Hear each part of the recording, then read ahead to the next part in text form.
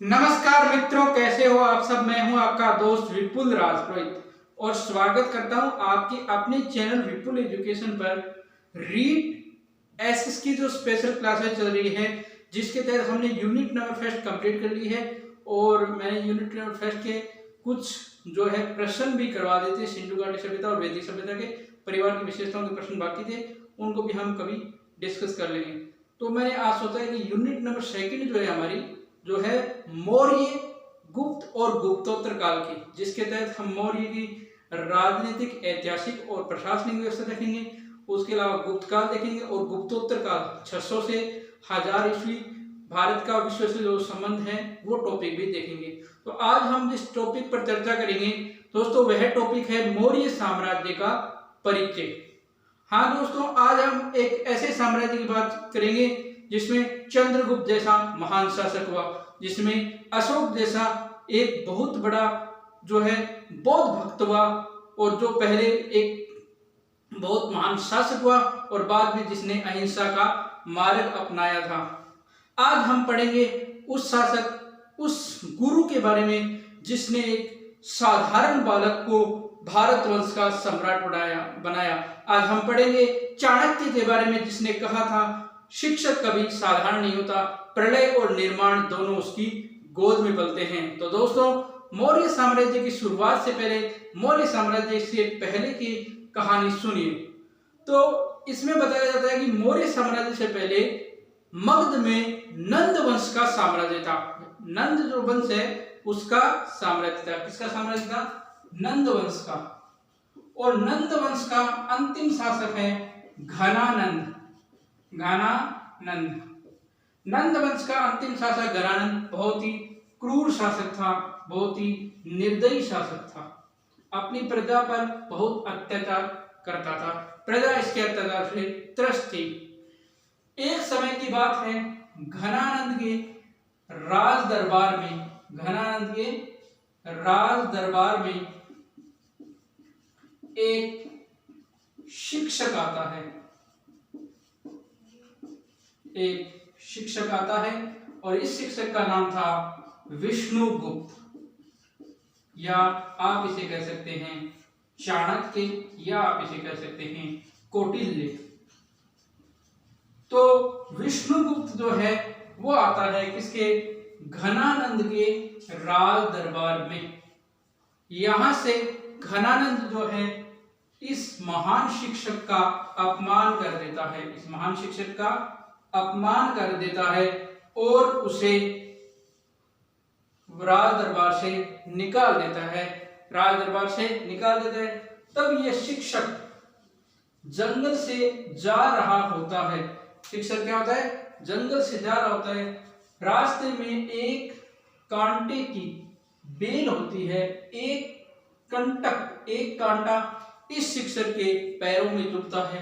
तो यह शिक्षक उस कांटे को निकालकर उस कांटे की पूरी बेल को उखाड़ फेंकता है और फिर अपनी जो है अपनी शिखा, चोटी जिसे कहते हैं, वह खोलकर प्रतिज्ञा करता है कि जब तक नंदवंश को नहीं मिटा दूंगा तब तक अपनी शिखा नहीं बांधूंगा। ये प्रतिज्ञा करता है चाणक्य। अब चाणक्य यहां से चलता है और एक जंगल में कुछ बालक खेल रहे होते हैं, एक जंगल में कुछ बालक खेल रहे होते हैं। यहाँ पर कुछ बालक खेल रहे होते हैं। इन बालकों का नेतृत्व करता है बालक चंद्रगुप्त। इन बालकों का नेतृत्व करता है बालक चंद्रगुप्त, यानी इसने अपना एक राज दरबार लगा रखा है और सभी को जो है अपने मंत्री बना रखे हैं और सबसे पूछ रहा है आपकी समस्याएं क्या है। तब जो है चाणक्य चंद्रगुप्त के पास जाता है तो चंद्रगुप्त कहता है, हे ब्राह्मण, हे विप्रवर, आपको क्या चाहिए? क्या आपको गाय चाहिए, सोना चाहिए, क्या चाहिए? आपको जो चाहिए मैं दूंगा। तो चंद्रगुप्त को कहता है कि तुम इतने छोटे से बालक हो और तुम मुझे ये सब दोगे? उसने कहा कि हाँ, मैं आप सबको दूंगा। तो चाणक्य को ये लग गया कि एक दिन ये बालक भारत का सम्राट बनेगा और उसने उसको शिक्षा दी और फिर वह घनानंद को मगध से पराजित करके भारत का सम्राट बना चंद्रगुप्त मौर्य, जिसने मौर्य वंश की स्थापना की। तो दोस्तों, ये एक छोटी सी किंवदंती कहानी है यानी ये जो है किताबों में, कई जगह किताबों में आपको मिलेगी, ये कहानी है, ये पूरी जो मैंने आपको समझाई है। लेकिन चंद्रगुप्त घनानंद को पराजित करता है, ये ऐतिहासिक बात है, लेकिन ये पूरी मैंने आपको एक छोटी सी कहानी समझाई जिससे आप ये समझ सके कि मौर्य साम्राज्य प्रारंभ कैसे हुआ। अब हम चलते हैं कहानी को छोड़कर इतिहास की तरफ, यानी प्रमाणों की तरफ, मौर्य साम्राज्य के प्रमाणों की तरफ। तो देखो मौर्य साम्राज्य का जो मौर्य साम्राज्य है, मौर्य साम्राज्य की बात करें तो मौर्य साम्राज्य का जो काल है वो 2325 ईसा पूर्व से प्रारंभ होता है। 2325 ईसा पूर्व से मौर्य साम्राज्य की शुरुआत होती है। अब हम इसके प्रमाणिक ग्रंथों की बात करोगे तो सबसे पहले हमें ब्राह्मण जो साहित्य है, ब्राह्मण साहित्य, इसकी हम बात करेंगे। ब्राह्मण साहित्य की अगर आप बात करोगे तो ब्राह्मण साहित्य में सबसे प्रमुख ग्रंथ है अर्थशास्त्र, जिसके रचनाकार है चाणक्य। अब आप ये सोचोगे कि ये चाणक्य का कोई अर्थशास्त्र से संबंधित ग्रंथ नहीं है दोस्तों, ये कोई अर्थव्यवस्था से संबंधित ग्रंथ नहीं है, ये पूरा राजनीतिक ग्रंथ है। ये क्या है? राजनीतिक ग्रंथ है, यानी राजनीतिक व्यवस्था, शासन व्यवस्था से संबंधित ग्रंथ लिखा गया है चाणक्य के द्वारा, अर्थशास्त्र। इसके अलावा आप देखोगे तो सोमदेव की कथा सरित सागर,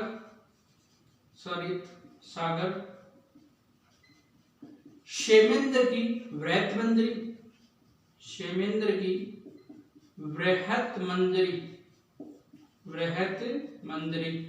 इसके अलावा आप बात करोगे पतंजलि का महाभाष्य और विष्णु पुराण। ये जो है ये मौर्य काल के ब्राह्मण साहित्यिक प्रमाण है, यानी इन ग्रंथों से मौर्य काल जो वैदिक प्रमाण आप मानोगे कि मौर्य काल का जो वेदों में प्रमाण मिलता है, तो देखो ब्राह्मण साहित्य अर्थशास्त्र है, सोमदेव का कथा सरित सागर है, क्षेमेंद्र की बृहत मंजरी है, पतंजलि का महाभाष्य है और विष्णु पुराण। ये सारे ब्राह्मण साहित्य ग्रंथ है जिनसे पता चलता है कि मौर्य काल का अस्तित्व क्या था, या मौर्य काल की शुरुआत कब हुई, मौर्य काल की जो ऐतिहासिक प्रमाणिक जानकारी क्या है, वो इन सारे ग्रंथों से पता चलती है। इसके बाद बौद्ध ग्रंथों की अगर आप बात करोगे, बौद्ध ग्रंथ है आपके, एक तो दीपवंश और एक आपके महावंश। ये दो क्या है? ये दो बौद्ध ग्रंथ है, कहाँ के? श्रीलंका के बौद्ध ग्रंथ है ये दोनों। इनसे भी जानकारी मिलती है मौर्य साम्राज्य की। इसके अलावा एक है दीवादान या अशोकवादान, इससे भी जानकारी मिलती है मौर्य साम्राज्य की, यानी ये जानकारी भी मौर्य साम्राज्य की जानकारी इन ग्रंथों से भी मिलती है। इसके अलावा जैन ग्रंथ की बात करोगे तो एक तो हेमचंद्र, एक है आपके भद्रबाहु का कल्पसूत्र, ये, और एक भद्रबाहु चरित्र है, इन 3 जैन ग्रंथों से भी आपको जानकारी मिलती है मौर्य साम्राज्य की। यानी बौद्ध ग्रंथ ये हैं और ये जैन ग्रंथ है जिनसे हमें जानकारी मिलती है किसकी? मौर्य साम्राज्य की। ये हम ऐतिहासिक बातें कर रहे हैं, ठीक है। अब हम बात करते हैं आपके जो विदेशी ग्रंथ है उनकी। विदेशी ग्रंथों की अगर आप बात करोगे तो इसमें सबसे बड़ा प्रमाण आएगा मेगस्थनीज की इंडिका, जो कि चंद्रगुप्त के राजदरबार में सेल्यूकस निकेटर का राजदूत आता है। मेगस्थनीज की इंडिका जो है इसका सबसे बड़ा प्रमाण है। इसके अलावा हम बात करेंगे आपके स्ट्रेबो की ज्योग्राफी, स्ट्रेबो की पुस्तक है जियोग्राफी। इसके अलावा पालिनी की पुस्तक है नेचुरल हिस्ट्री। तो ये कुछ ऐसी वैदेशिक ग्रंथ, ये प्रमाण हैं जो हमें बताते हैं कि मौर्य काल जो है वे मौर्य काल की जो है ये प्रमाणिक ग्रंथ है, यानी इनसे पता चलता है कि मौर्य काल कब से कब तक था। और दोस्तों मैं जो आपको मौर्य काल का समय बता रहा था इसमें थोड़ी सी गड़बड़ होगी मुझसे। मौर्य काल का जो समय है दोस्तों, ये मुझसे थोड़ा मिस्टेक हो गया, आप मुझे इसके लिए क्षमा करें। ये है 322 से 185 ईसा पूर्व, ये है इसका सही समय। इसके लिए आप मुझे क्षमा करें। ये मैं जो है मौर्य काल का समय ये है 322 से 185 ईसा पूर्व, ये मौर्य काल का सही समय है। वो मैंने थोड़ा सा गलत बताया था। ये है मौर्य काल का समय 322 से 185 ईसा पूर्व। इस गलती के लिए आप मुझे क्षमा करें। तो ये ब्राह्मण ग्रंथ आपको बता दिए, कौटिल्य का अर्थशास्त्र, पतंजलि का महाभाष्य, शिवेंद्र की व्रत कथा बंदरी, सोमदेव की कथा सरिसागर, इसके अलावा विष्णु पुराण, बौद्ध ग्रंथ, दीपवंश, महावंश, दीवादान, अशोकवदान, जैन ग्रंथ, हेमचंद्र का परिष्ठ पर्व, जिसे हेमचंद्र का परिष्ठ पर्व है, और आपके भद्रबाहु का कलश सूत्र, भद्रबाहु चरित्र, मैक्सनीज का स्ट्रेबुक ज्योग्राफी, प्लिनी की नेचुरल हिस्ट्री। इसके अलावा भी कुछ विदेशी ग्रंथ और हैं जिनसे हमें जो है मौर्य साम्राज्य की जानकारी मिलती है। तो ये मौर्य साम्राज्य का छोटा सा हमने आज परिचय वीडियो आपके लिए बना दिया है। कल से जो हम मौर्य साम्राज्य का इतिहास पढ़ेंगे और पहला शासक कल पढ़ेंगे हम चंद्रगुप्त मौर्य। तो कल हम पढ़ेंगे चंद्रगुप्त मौर्य के बारे में। तो यह था आज का वीडियो। आपको ये वीडियो कैसा लगा? वीडियो को लाइक करके बताना, शेयर करके बताना, कमेंट करके बताना। चैनल को सब्सक्राइब नहीं किया, प्लीज चैनल को सब्सक्राइब करके बेल आइकन की घंटी को प्रेस करें। धन्यवाद दोस्तों। जय हिंद, जय भारत। घर रहें, स्वस्थ रहें।